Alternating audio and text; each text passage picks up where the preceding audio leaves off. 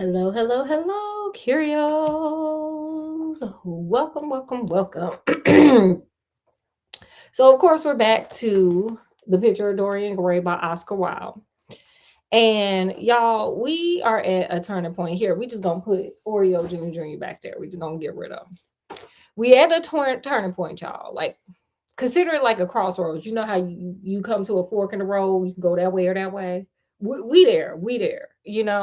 It's kind of like, in life where you got to make you got to make a choice. Like, think about it. I don't know if when y'all was a kid you ever had a friend like, come on, let's steal the candy bar, just take it. And you got to make a choice, you know? Something like that. Or somebody like, oh, just smoke that cigarette. And you underage, you got to make a choice, right? So Dorian Gray is, at that point. So let's continue on with this story and see what our friend Dorian Gray does when faced with choices and consequences. Y'all ready? Ready, Scott? Right. Okay, here we go. It was long past noon when he awoke. Victor, the French valet, had crept several times on tiptoe into the room to see if he was stirring. Finally, his bell sounded, and Victor came in quietly with a cup of tea and a pile of letters. After a few minutes, Dorian got up, threw on a cashmere bathrobe, okay, you fancy, and went into the bathroom. The cool water refreshed him, and he seemed to forget the arrangement of the previous night. He returned to his bedroom, sipped some weak tea, and looked over his letters. One was from Lord Henry and had been brought by a messenger this morning. He hesitated, then put it aside. The others he opened. They contained the usual assortment of invitations to dinner, tickets to private art showings, and programs for charity concerts. Suddenly, his eyes fell on the screen that he had placed in front of the portrait.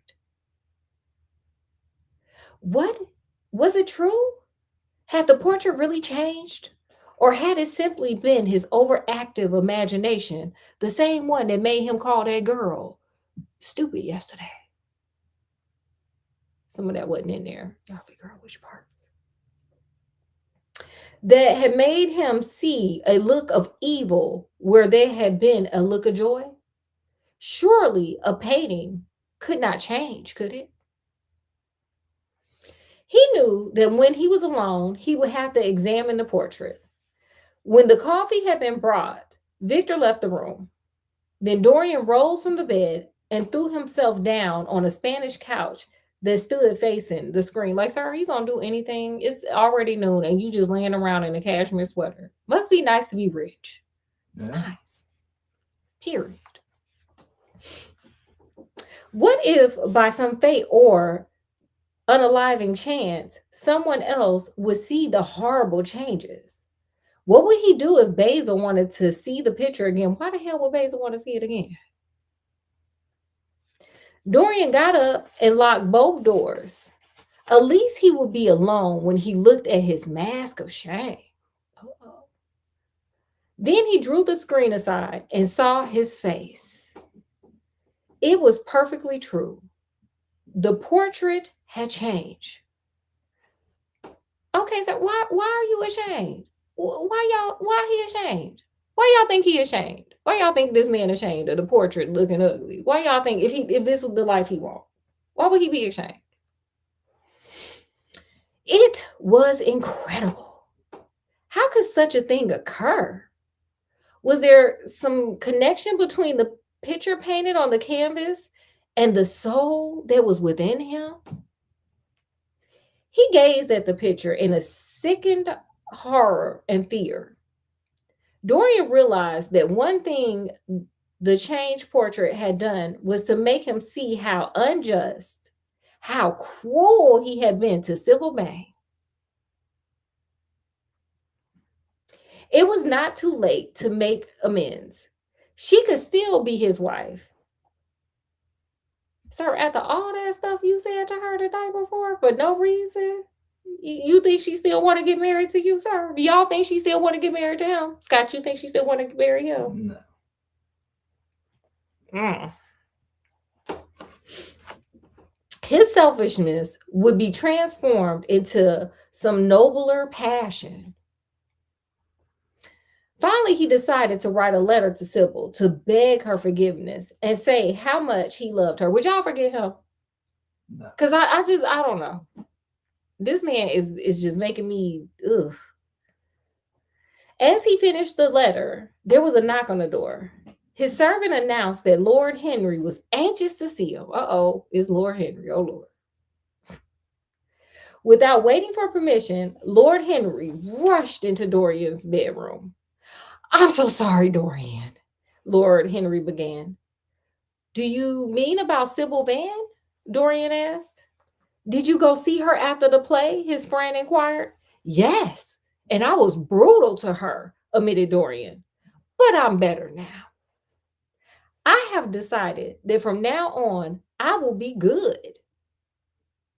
Okay, I mean, at least okay. Mm-hmm. He's Got a whole book to go. Dorian said he started with the man in the mirror. He's gonna make that change. I believe him. Michael Jackson said it, and if Dorian gonna do it, I believe it. Period. Okay. You believe that. Well, I have decided that from now on, I will be good.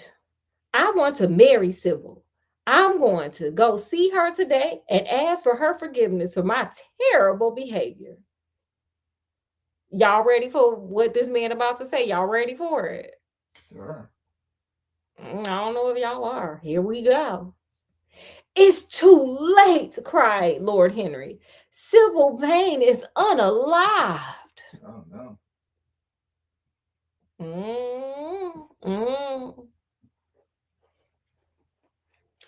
A cry of pain broke from Dorian's lips, and he leapt to his feet.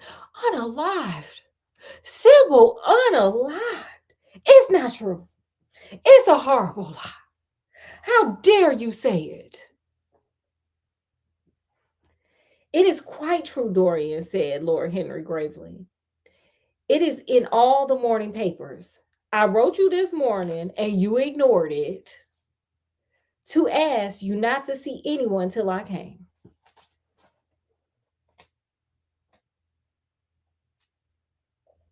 And okay, you know what just came to me? So wait, we were writing letters back in the Victorian ages, because that's when this book is based. So back in the Victorian ages, I'm guessing they were writing letters similar to how we text today. Because you wrote them a letter this morning to tell them don't read the paper. So what? That was their text messages back then. Sorry, the thought came. I had to go all the way there. But let's get back to this book. Sorry. There will be an inquest, of course, and you must not be mixed up in it. There would be a terrible scandal if you were. Do they know your name at the theater? He asked. If they don't, it's all right.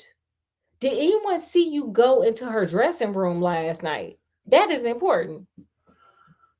Are y'all clocking this? Are y'all peeping this? I want y'all to clock this part, because are y'all peeping what's going on? This man is trying to do a whole cover up. Are y'all clock this? Mm-hmm. Clock this, okay? Stick a pin in this. Dorian did not answer for a few moments. He was dazed with horror. Finally, he stammered in a stifling voice, Harry, I can't bear it. Please tell me everything that happened. So we got two wholly different things going on, and I want y'all to clock it. Lord Henry running amok over there like, hey, this girl that ended up, deceased.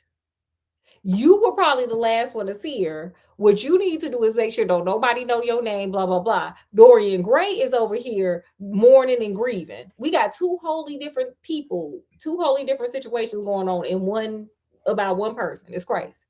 And clock that. Y'all clock that. Because we're going to talk about this later. Mm-hmm. Lord Henry explained that Sybil was leaving the theater with her mother. She claimed to have forgotten something in her dressing room.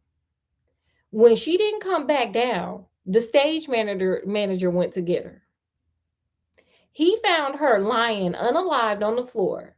She had swallowed some poison and died instantly. Ain't that crazy? She was in Romeo and Juliet. Isn't that how Juliet passed away, girl? Oh my God. I have unalived Sybil Vane, Dorian said, hanging his head in shame. Unalived her as surely as if I had cut her little throat with a knife. Lord Henry consoled his friend, insisting that Sybil was a overly romantic girl who had taken her own life. He has, child, he ain't got no sympathy. Okay, this man ain't got no sympathy whatsoever, child. Oh, Lord. No one was to blame, he said. Dorian listened to Lord Henry's words. He felt the time had come to make up his own mind. Okay, here we go. Here go these choices, y'all. We talked about this in the beginning.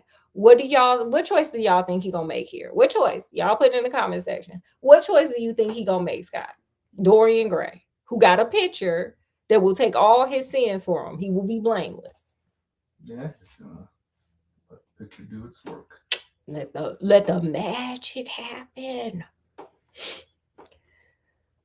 Or had the choice already been made? Life itself had decided for him. Internal youth, passion, wild joys, and wilder sins.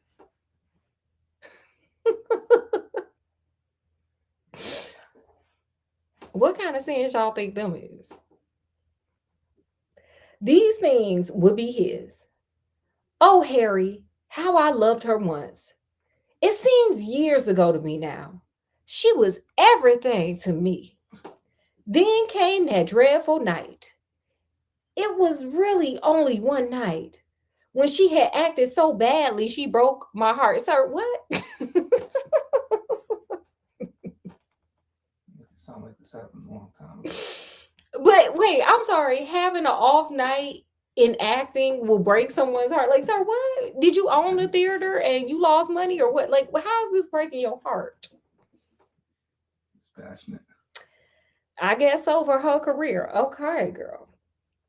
She explained it all to me, but I wasn't moved a bit. I thought Sybil was shallow. Then something happened that made me afraid. I can't tell you what it is, he said, thinking about the strange painting. But it decided for me. I would go back to Sybil. Lord Henry listened to his friend without speaking. He found the unaliving of oneself a dramatic interlude at best. Okay. It's giving antisocial personality disorder. It's just a little smidge of it, just a little dash of it. Sorry, but let me get back to this book. In truth, he cared only for Dorian's reputation. Mm-hmm. Harry, cried Dorian Gray, coming over and sitting beside him. I don't feel this tragedy. Am I heartless? Y'all want to answer that? You want to answer that, Scott? Is this man heartless? Do y'all want to answer if he heartless or not? Who wants to answer? It's already established. Yeah, I'm not going to answer that question. No, you are only very young and very romantic. In time, you'll recover. Don't worry that she unallowed herself about you, sir. That's you young. In time, you will recover. Come with me to the opera tonight. It will help you forget, Lord Henry counseled. Okay, Lord Henry, I guess. Dorian quickly accepted the invitation. He vowed not to think about Sybil again. To Dorian, his own happiness would be all that mattered. Yeah. He would quickly forget about the unalived Sybil Vane. Wow. Wow. That's how Dorian loves. Wow. You have helped me through a bad time, Harry. I wonder what life has in store for me now, he said. Life has everything in store for you, Dorian. There is nothing that you, with your extraordinary good looks, your charm, and your resources will not be able to do. Strong words, yet a feeling of pain crept over Dorian as he thought of the desecration in store for his portrait. Sir, you don't care that you out here running amok and just being horrible to people. You just worried about the painting. Hmm. Hmm. Now it will become a monster. The shame of it all would have to be hidden away.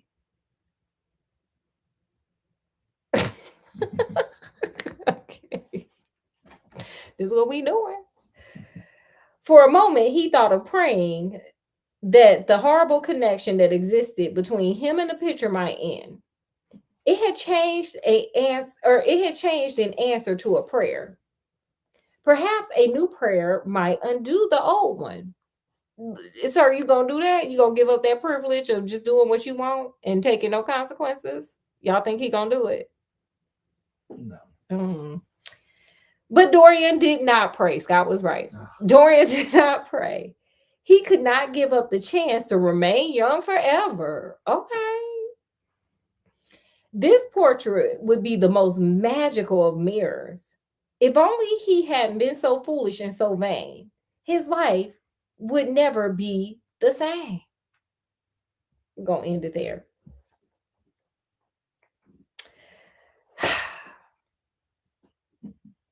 I'm going to just start real quick. And I think I've already said this about what stood out. Well, you know what? I'm just going to throw the question out there. What stood out to you? Who would you talk to if you had to talk to, if you could talk to any of these characters? Or what lessons did you get out of this, But I'm also going to throw a bonus question out there for y'all. If you were at the same crossroads as Dorian Gray, where either you could be a good person and be a productive member of society, or you could run amok, do whatever you want, never age, and be a wealthy, ageless, consequentless person, and all your bad stuff go to a picture, what would you choose? In for a penny, in for a pound. Uh-huh. And then so y'all put it in the comment section. Scott, what you got?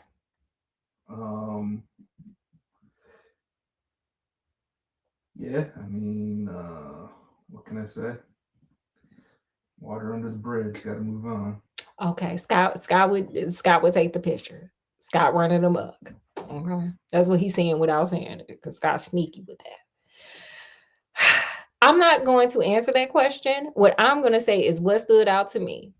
I don't know if y'all been paying attention in this book, but at first I thought Lord Henry was just, in for a good time. Not a long time. King Henry was in there for a good time.